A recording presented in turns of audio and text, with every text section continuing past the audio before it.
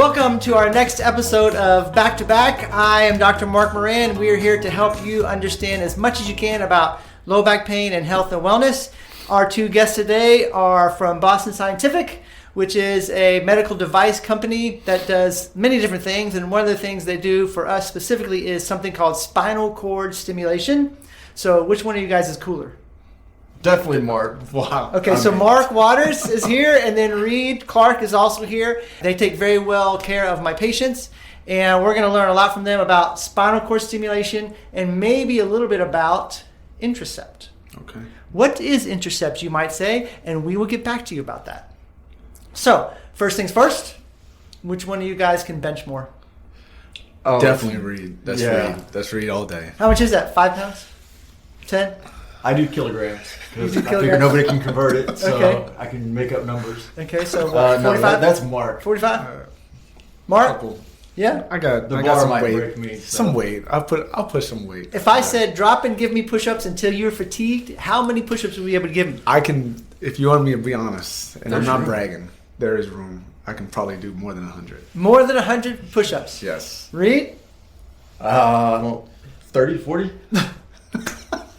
Hey, I appreciate the honesty. Yeah. That's good. I got no pride left. I mean, Okay. Do you have a max, a PB?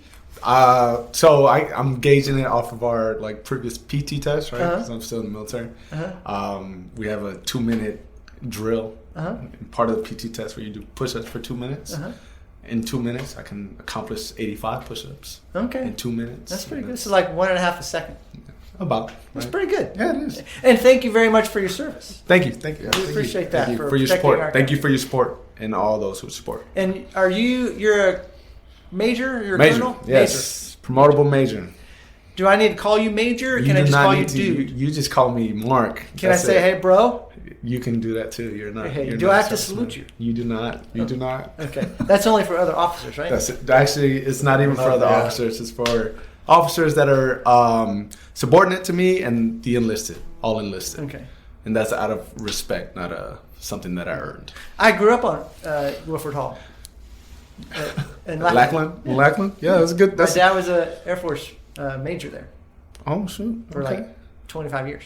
So I grew up in Fort Bliss, El Paso, Texas. That's birthplace, and that's kind of, I guess, that's motivation of the Army. I always grew up around that, surrounded by it. surrounded by it. Okay. Inevitably joined it, even though I didn't think I was going to. Did it anyways. And now you're on part-time. Part-time. That's right. I serve primarily the state. So my direct boss, if you will, is the Governor Abbott. We respond to local, national. Well, we respond nationally too, but mostly statewide interventions. Border, which is probably gonna I be get it. very big within this next couple of years. So Okay. yeah, things like that. Well, thank you for your service. Appreciate it. And you are a UTSA graduate? I am. UTSA alumni. Go Runners. You know, part of the inaugural football team. So still always go Runners. That's right. That's Forever. Right. That's right. What was your degree in? Kinesiology. Kinesiology. That's and what right. position did you play? Safety. Center? Safety. Center. Safety. Number 25. Yeah. Google It it. shrunk a little bit. I thought safeties were fast and athletic. How did you get that place? See, time passes. Oh. And that goes away. Oh, okay. Right. Some of it stays, but most of it goes away. Okay, I understand. Yeah. Well, very good. And Reed, you are an A&M graduate? I'm an Aggie, yeah. Gig'em? Gig'em? Did you guys notice what I did for your school alma maters? Which one? Huh. I'm representing Oh, yeah. both. You do have... There's no orange. Yeah. There's But no there's orange. blue. But that doesn't count. 'cause But there's blue. orange. I don't have orange scrubs. Orange is just so repulsive. I that thought you I had did to- pretty you had good. to find a compromise. I thought I did pretty good just matching this with Gig'em, That looks good. maroon, Yeah, that and was blue. good. That Come was on. good. I'm Sorry. not really good at matching colors. That's Okay, pretty good. so A&M, what's your degree in? Biomedical science. Biomedical science. I have 2 young ones at A&M right now. I know. Gig'em. Are they doing biomedical? No, No? Oh, they're smart. Okay, good to know. Yeah. Not they sure. are finding their own way, so that's good. We're Good. really proud of them. That's good. Okay, and 2 young kids? 2 older kids. Two I have older a kids. daughter who's about to start driving this coming summer, and my son is 12. Okay, so I mean, that's yeah. good. You have younger kids. He's got. I have 3 younger kids. Oh my gosh. I got a whole posse here. Okay. 10, 7, 6. So prayers were always welcome. So you don't really want to go home that fast. You want to drag this out. But you know what? I do, because I still get that, like, daddy's home. I still get that. That's good. So they come and I have to throw them up in there. Yeah. Regardless of how tired I am. That's they good. run and I gotta throw them up in there. Did you tell them They just started. They just like started. Did you tell them you're doing this today? Absolutely Did they care? not. No. Absolutely not. Oh, they're going to think you're a star. I'm the goat. Yeah, my dad. kids are too old to I'm the think goat I'm a star. dad. So. They know They this. still won't know. They'll think you're a star. Say, yeah, I did a podcast today. Just another day. Going to get tons of followers. I told them I'm gonna talk to Dr. Moran, and we're gonna talk on a video.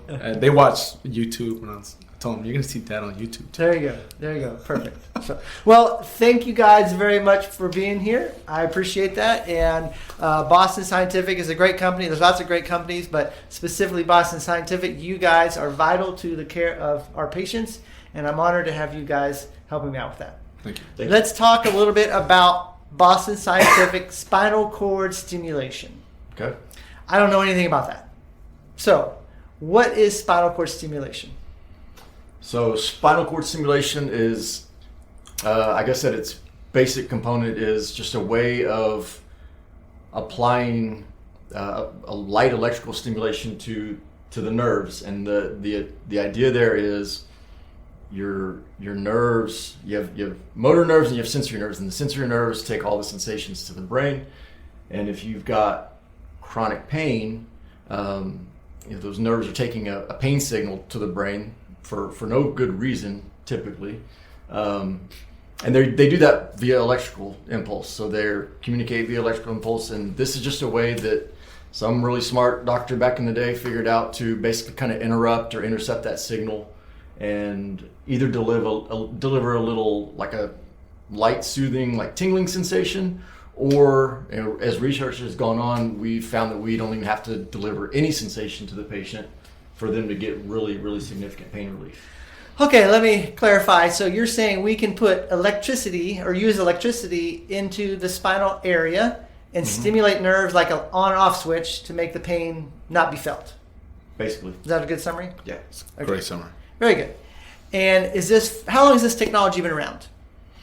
So I tell patients, if I can go a little beyond that, the first stimulator was put in a patient like in the 60s, and people are always like, that's crazy. But I think it wasn't commercially available till like the 80s, and then even then, I bet most doctors didn't even know what it was until like the early 2000s. That's when it really, really took off. The technology kind of took some like leaps and bounds. The technology became much better. It started gaining more acceptance, and the best analogy I have is like it's like cell phones. So there were probably cell phones in the 60s. I know there were in the 80s. My dad had one, and it was a brick, like Car one too. yeah. Right? And so it wasn't until like the early 2000s that cell phones kind of became small and useful, and everybody had one affordable. I think stimulators have really kind of almost paralleled that. Like around 2010, 2015, you see these big like leaps in the technology. And now like what we have compared to just 15 years ago is pretty crazy. So from a hardware perspective to a software perspective. So yeah, it's been around a while, but hadn't really been popular and common until maybe the last 20 years. Perfect. I agree with that. It's been around since I started practicing. And how many patients around Is that the in country? the 60s? It was in the 60s, 60s, 67, 40s, 68-ish. I 40s, started practicing. How many people in the country would qualify for something like spinal cord stimulation for low back pain? Just roughly, within 2. Within 2, yeah, plus or minus 2. I'm not sure I have. Bad odds. Tens of thousands? Oh yeah. Tens of thousands. Hundreds of Easily. thousands? I would say so. Yeah, I mean, I'd be confident. One of the most, as you know, you talk about it in your video series. Uh-huh. The most common reason people go to the doctor as an adult, anyways, is like Chronic back pain, low back. Uh-huh. specifically back pain. Uh-huh. There's a lot of reasons why people have back pain. Some of them are not appropriate for spinal cord stimulation, but a lot of them are, or a lot of those diagnoses are. So I've never thought about what the number is, but it's huge. Do you know a percentage of people that have back pain that could be treated? Just rough. Back pain that could be treated with spinal cord stimulators. Is it 5% of the population? Is it 10% of the population? What do we think? It's somewhere in there. 5 to 10%. Let's be conservative and say 5%. And there's about 330 million people in America right now. So let's make it easy and say 300 million people. 5% of that is... I need a calculator. Well, 10% is going to be 30 million, so it's going to be 15 million. So 15 million people, roughly just guessing off the top of my head, that might or could be a good candidate for spinal cord stimulation. The point is, there's plenty of patients out there that could be candidates to benefit from spinal cord stimulation. And the reason I like spinal cord stimulation is because it's exactly like a car test drive. Mm-hmm. Do you know the analogy I'm talking about? I do. Do you want to explain it to our follower? Yeah, so what Dr. Moran is saying, I agree, is one of the coolest things about what we do with spinal cord stimulators. They're very effective. Dr. Moran has a very high success rate. He created identifying patients, but for some unknown reason, they don't work for everybody, even patients that kind of fit the profile.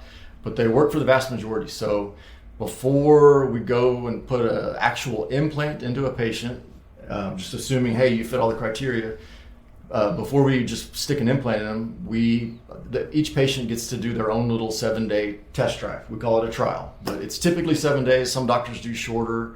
Very rarely do they do longer than that. But like Dr. Moran does those in his office. It's very safe procedure.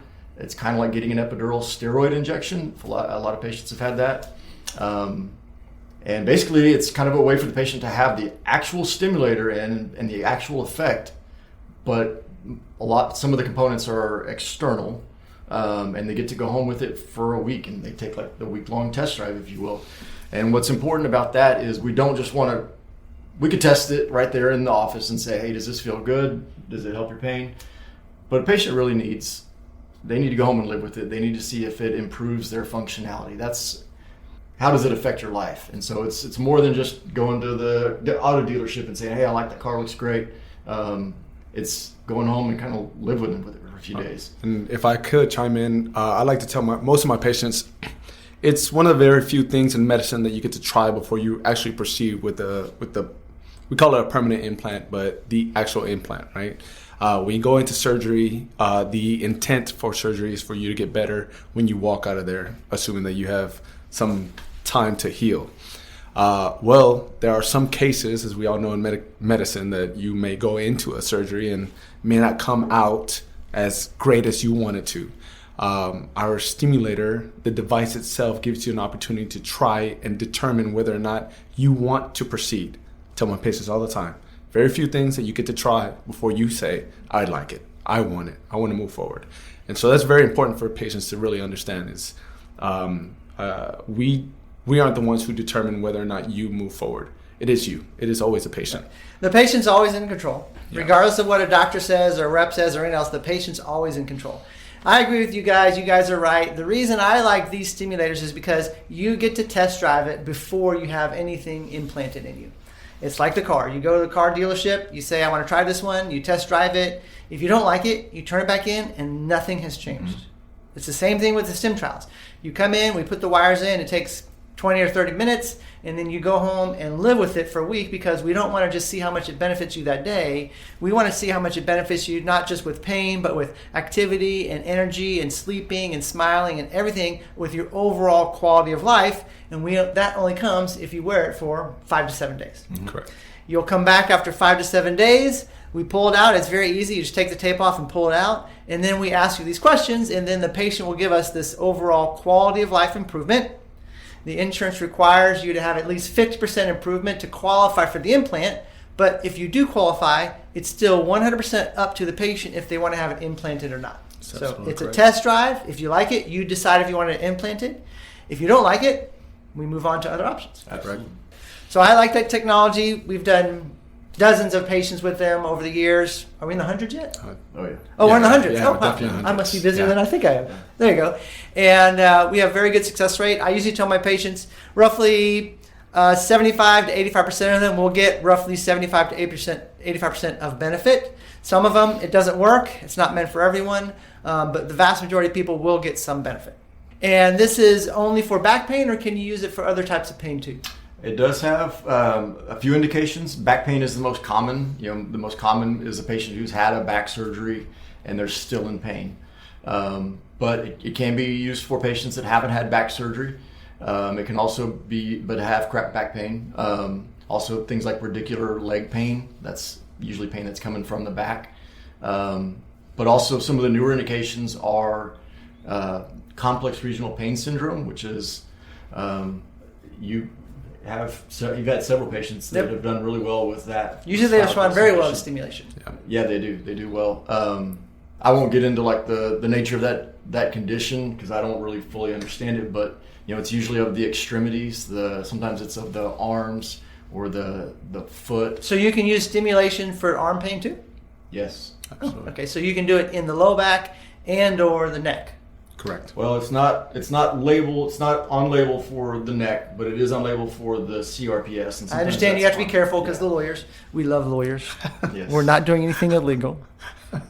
But we are trying to help the patients as much as we can, and in the end, it's up to the insurance company. Absolutely. If the insurance company is going to approve it, then we're going to go ahead and do what the insurance will approve. Yeah. And certainly, it's very common for doctors to do spinal cord stimulator trials for neck and arm pain. Correct. Yes. In addition to that, got to add DPN, diabetic peripheral neuropathy, right? And that mostly stems from patients who have diabetes, a lot of pain in their feet.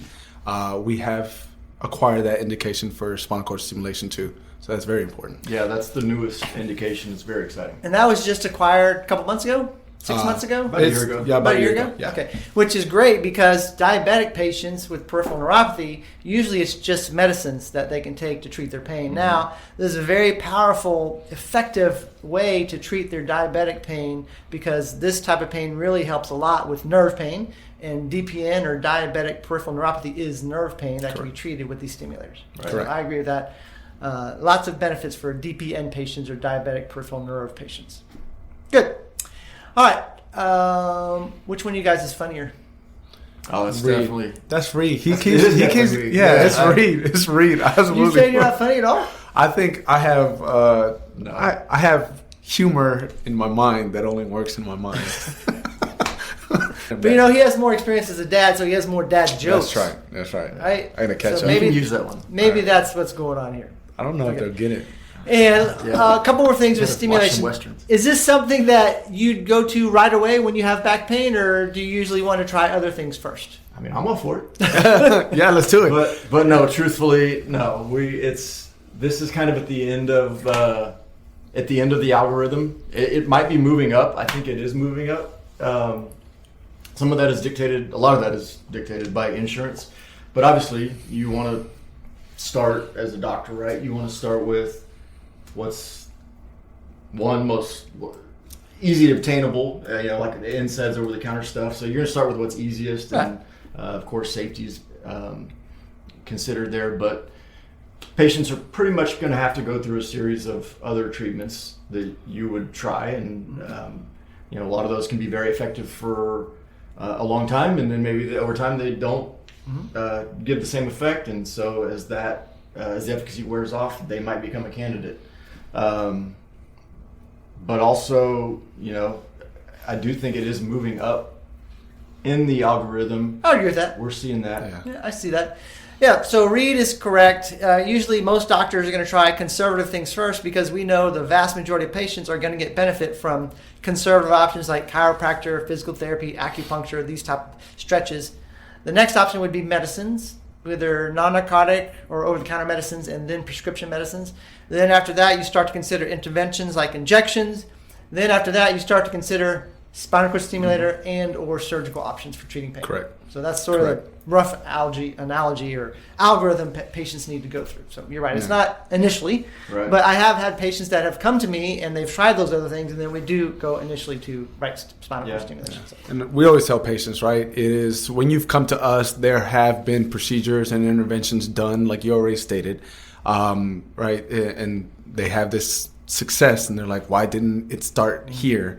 It is a procedure, right? Once you proceed to the actual implant, there's surgery involved, and so the doctor does their due diligence to make sure that they can try to treat as with little intervention as possible, or it's not the word that I want to use. Minimally invasive. Minimally invasive. Thank you, Reed. Thank you.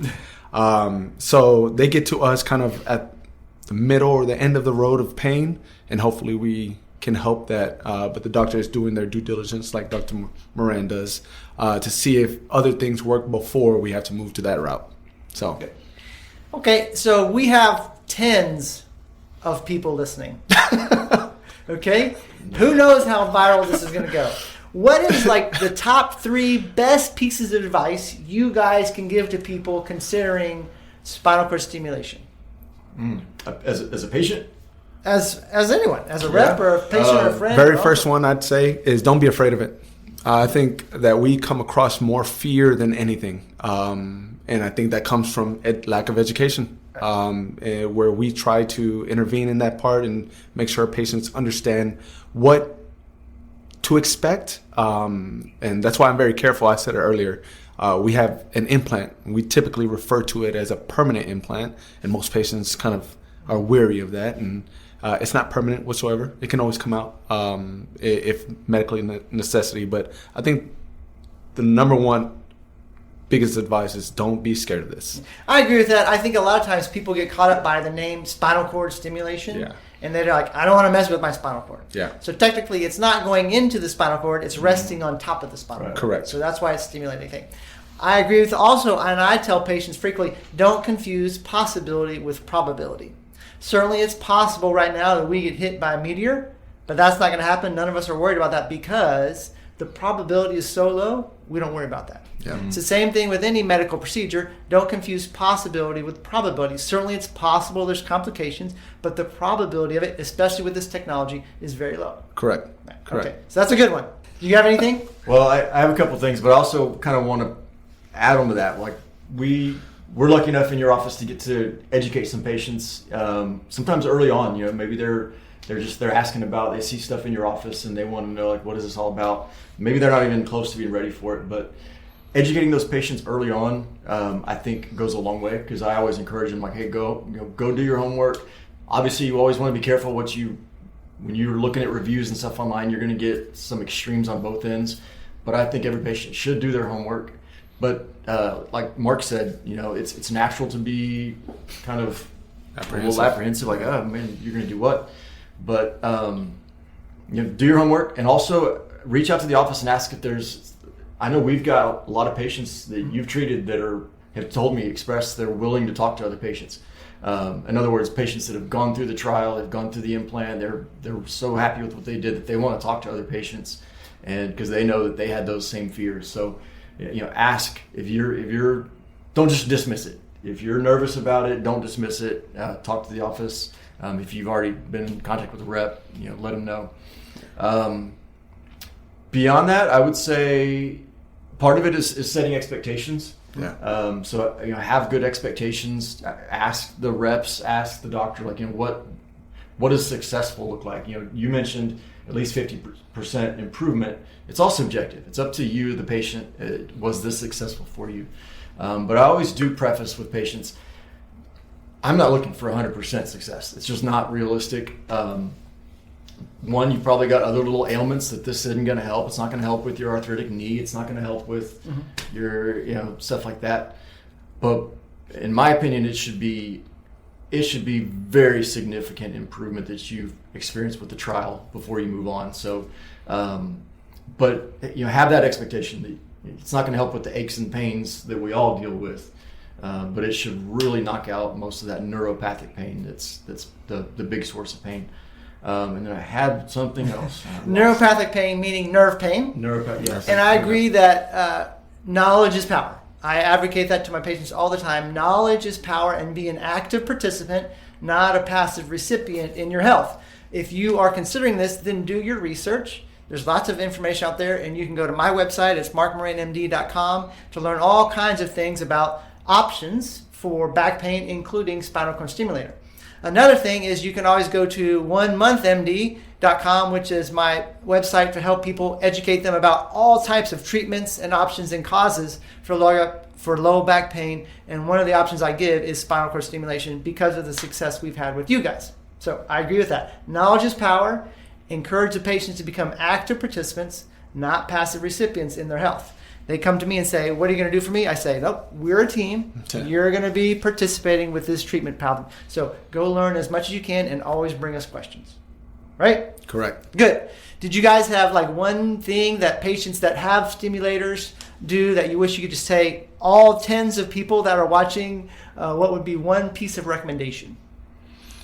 My very first one that I go to, it is, as far as Boston Scientific is concerned, our ability to navigate and create customized therapy is, again, this is a bias, but it's beyond everybody else.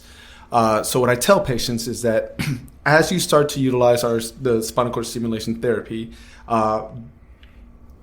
be willing to change, right? Just like you would when you come into this office. If something is not working or you want to make adjustments, we purposefully, intentionally place different modes of therapy. So you don't just get one type of therapy. So try the different therapies that we initiate for the patients. Don't just stick to one. Don't be afraid of the remote, right? It looks a little wonky. Change the channel is what I tell the patients. And you mean you give patients different options with their stimulator during the trial so Correct. They can see which one works best and they like better or not as much? Absolutely. So they have options during the trial to see which one works They better. have options during the trial. They'll have even more options when they actually have the device, right? We have a limited time frame. Our intent during the trial is just to see if that actually works, right? We want to see if spinal cord stimulation works for your patients. The limited amount of time is where we try to make sure that we have the right parameters set. And that's kind of the entirety of the trial. Once we find out what the right parameter is, then we know where to gauge and where to aim when you have the actual implant. And so when you have the actual implant, just like everything else, you kind of habituate to a type that you like or a level, and we tell patients, change it. Change the channel a little while. Change the channel every now and then. Mm-hmm. Change up your routine every now and then.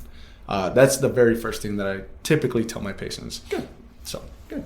Very good.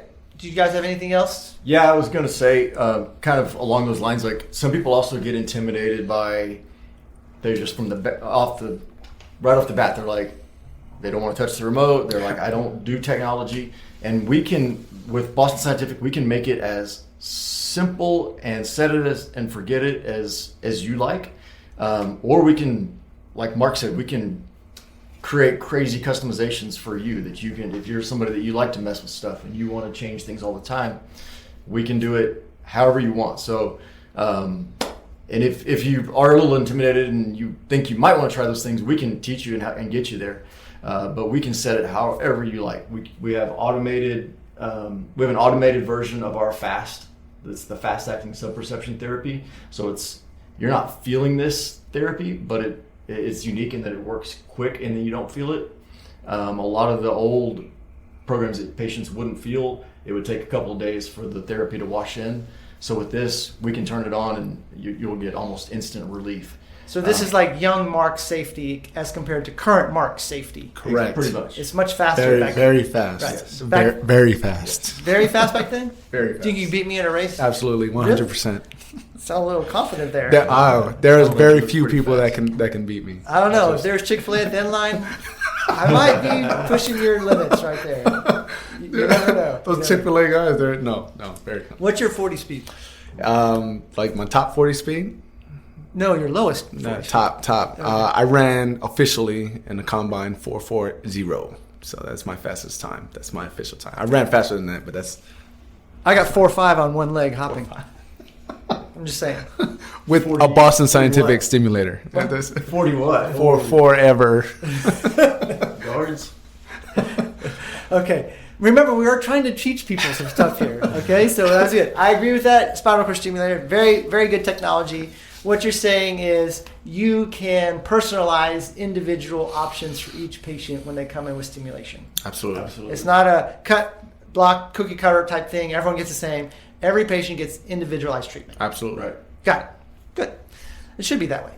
Next thing we want to talk about a little bit, because we're starting to run out of time. I know our watchers and listeners really want us to keep going. But I do want to quickly mention, you want to say hi to your mom? Hey, Mom. Okay. Reed? Yeah. Hey, Mark's mom. Mark's mom. My mom's not watching. Good. We want to talk a little bit about something that's relatively new for Boston Scientific called Intracept. And you're kind of in charge of this for the VA, right? No. So I'd say that I wouldn't be comfortable talking about Intracept as much as I'd like. Okay. We manage the flow, but we do have a rep, Beth Irwin, who is completely in charge of educating. Beyond that, then I wouldn't feel as comfortable. Well, do you mind if I take a shot? No, please. I thought we should teach them about stimulators and Intracept. Yeah. Right. So Intracept is a procedure for people with back pain, where a lot of people try something called radiofrequency ablation, where you put a needle in and you burn a nerve that's on the outside of the vertebral body. This is a procedure where the needles go inside the vertebral body. Now, as we find more results from research in medicine, where we used to think that the discs, the cushions between the bones, were causes for a lot of pain, now we realize that it's not the disc, it's the bones that are the cause for a bunch of back pain. So instead of treating disc problems for back pain, we now know that there's a lot of research that shows getting a needle into the actual bone and burning the nerves inside the bone can have significant benefit for back pain. Absolutely. Right? That's what the Intracept procedure is. Correct.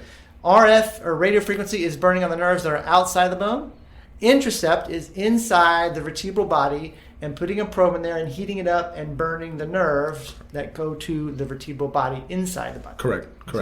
That's just a guess. Is that a good guess? No, that's I mean, we got to take you to Vegas. Totally guessed. Yeah, going to Vegas tomorrow. And this is an up-and-coming technology. How long has that been around?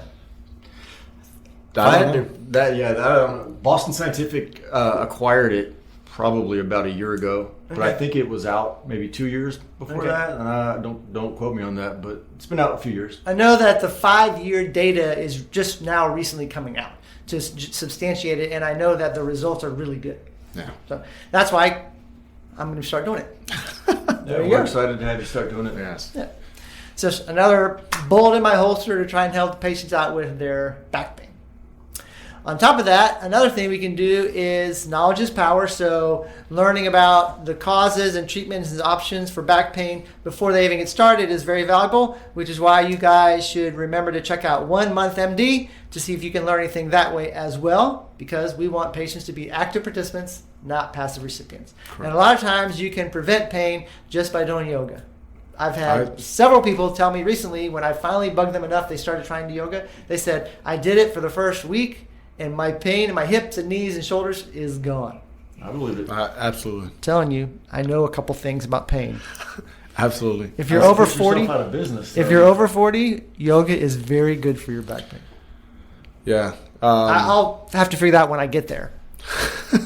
No back pain for Dr. Moran? Well, when I turn 40. Zero. When I turn 40. Oh, that's right. Right. 21 tomorrow. Really? Yeah. Happy birthday. Thank you. You going out for a drink? Or? 2. Just 2.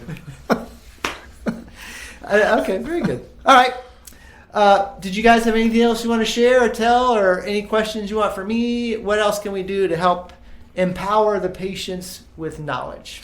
I think you covered it very well. I think for your audience, it's very important to know that spinal cord stimulation is not for everybody, right? We try to do our due diligence to make sure that Dr. Moran is in front of the appropriate patients for the appropriate time.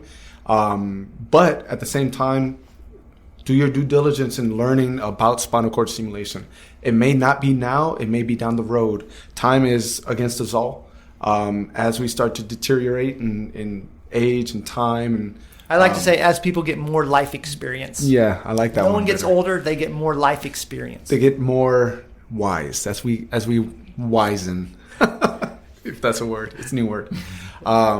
Just prepare yourself for the opportunity or the possibility that spinal cord stimulation may be down the road for you. Maybe not now, but later on down the line. So educate yourself a little early on. Reach out to myself or Reed. We're always in Dr. Moran's office, willing to share the information. Even if it's not for you now, maybe you need the information for one of your parents or friends or anything. I agree. Reed? Gig 'em? Yeah, gig 'em. I think, what Mark said is kind of summarizes everything, but, ask questions, find out what other options are there. I think the earlier you get educated and start looking into options, I think the better off you'll be in the long run. Maybe it's intercept, maybe it's spinal cord stimulation, maybe it's something else, radio frequency ablation, stuff like that Dr. Moran offers, or your pain doctor.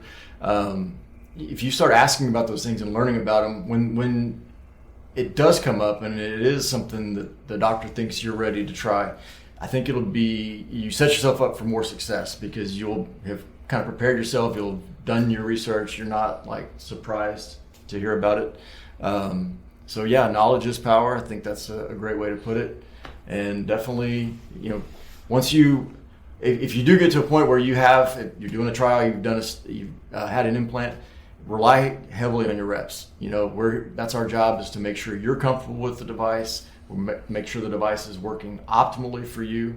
And so be, like Dr. Moran said, be an active participant. It's you got to take part in your care, and we'll get you there.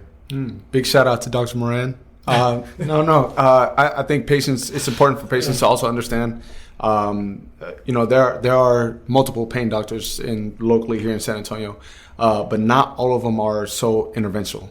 And what I mean by that is that you may run into a doctor that has a very stringent one way for everybody.